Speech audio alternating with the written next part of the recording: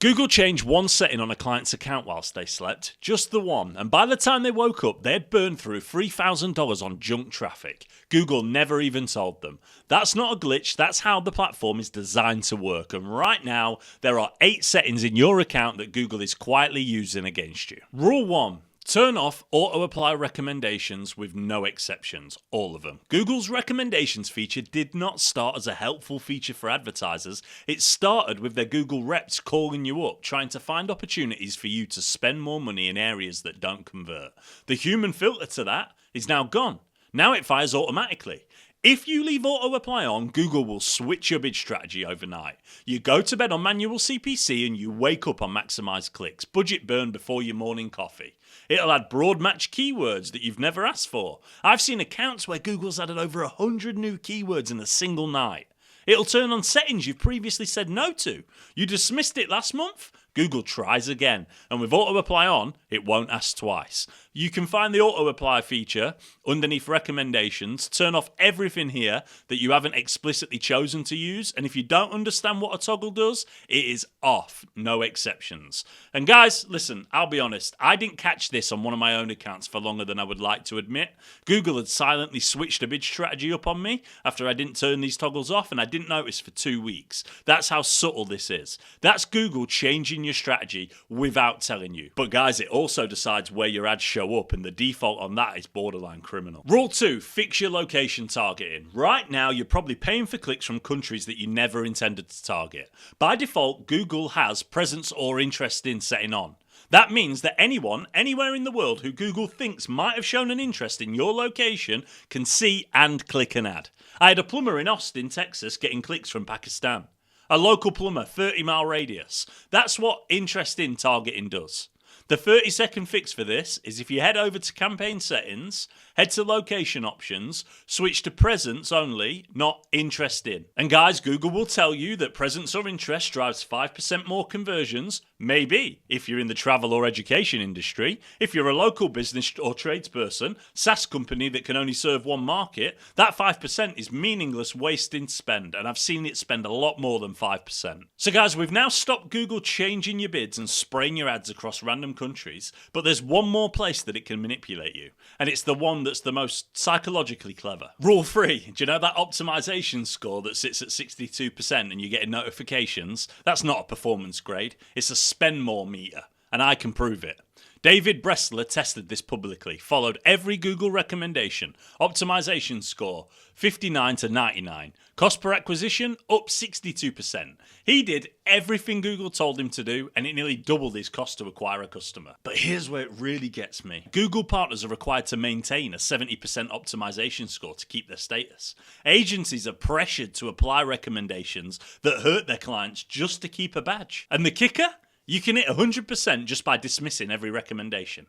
Google counts reviewed the same as actioned. The score was never about performance, it was about compliance. Treat recommendations as if they were a menu, not a to-do list. If it doesn't align with your goals, skip it. I skip it more than I ever action them, believe me. So how many of those first 3 were you already breaking? Drop a comment, tell me which one surprised you. That's the Google working against you block done. Now, 2 settings that you can fix today that will clean up wasted spend almost instantly. Rule 4, turn off display network and search partners on your search campaigns. This is quick, easy, but will save you a fortune. I've lost count of the amount of accounts that I have audited where the advertiser had no idea that their search budget that's meant to be spent on the search engine's results page was being spent on mobile apps and random websites that they'd never even heard of. And the numbers tell you why. Search click-through rate on average is 3 to 7%.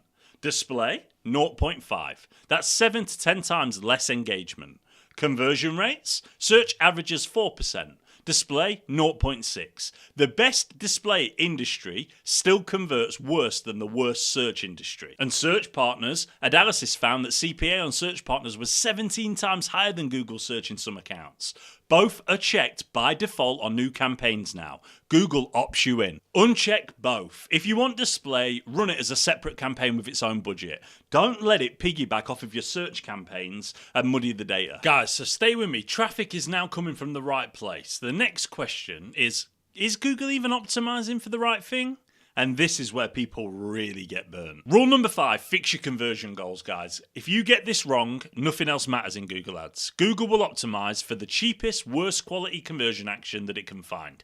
You set up tracking when you create a campaign. You might have added form submissions, phone calls, maybe add to carts, page views, etc., but you've marked them all as primary. The problem is, smart bidding doesn't know which one makes you the money. It just chases the cheapest signal. I audited an ad account where the client was celebrating a low cost per conversion. It looked great, and it looked great to me at first when I looked into it.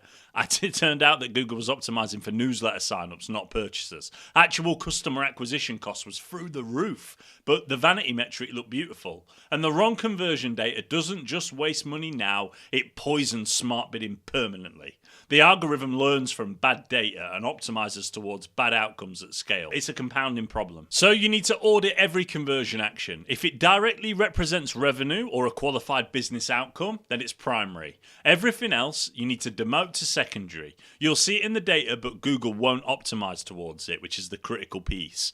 Primary means completed purchase, qualified lead, book call. That's it. Rules 1 through 5 stopped Google taking our money and helped us fix some key and core settings, but these last 3 are literally where you take the whole power back and go from not losing to actually winning. Rule 6, you've got to verify your conversion tracking because there's a very, very good chance that it's broken and you don't even know it. It's probably set up years ago, you've set it up incorrectly. Disruptive Advertising audited 2,000 ad accounts. 42% had no conversion tracking at all, and all of the ones that did, most were wrong. Only 29% of those 2,000 actually had tracking that was actually useful. So your chances of falling into one of those buckets is quite high.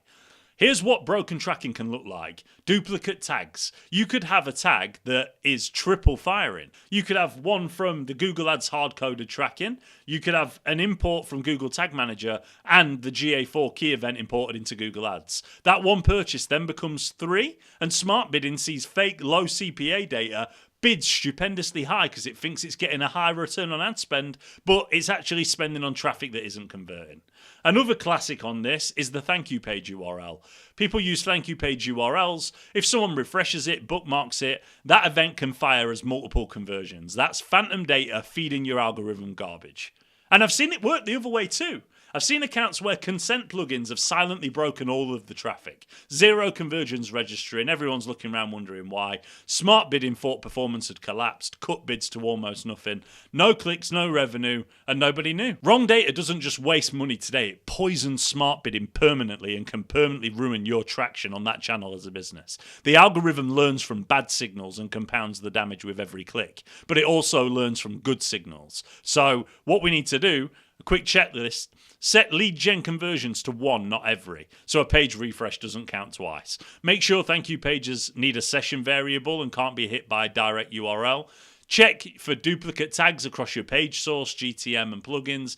If the same event fires multiple times, your data is fiction. And turn on enhanced conversions. It matches conversions using hash data, first-party data, that even when cookies fail, it will still pick up the traffic in most cases.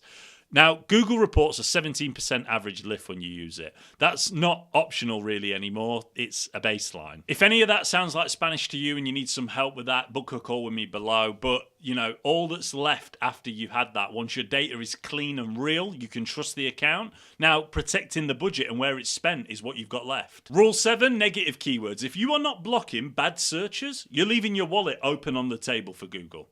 Hawk SEM CEO, they've seen up to 90% of spend wasted when there are no negatives in place at all. That is a lot of money. The real world examples of this are extremely painful. 100 million I've managed, and when you manage over $100 million, you just about see everything. Home AC repairs showing for car AC repairs. An optometrist paying for clicks from people searching for wine glasses. I had a client selling premium software, free download and cracked version in the search terms constantly. $2 to $3 a click, 0 chance of converting.